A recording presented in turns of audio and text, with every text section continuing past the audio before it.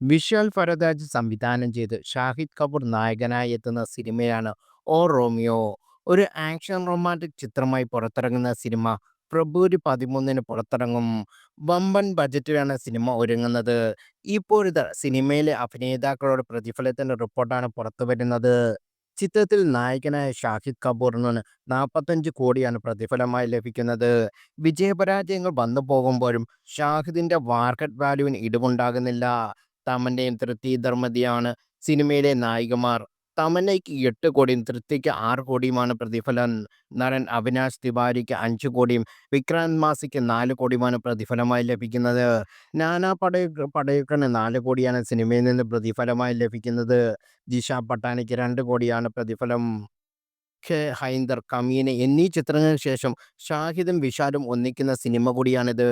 ടാറ്റുകളും കൈബോയ് ഹാറ്റുമായി വളരെ പരുക്കൻ ലുക്കിലാണ് ഷാഹിദ് ടീസറിൽ പ്രത്യക്ഷപ്പെടുന്നത്.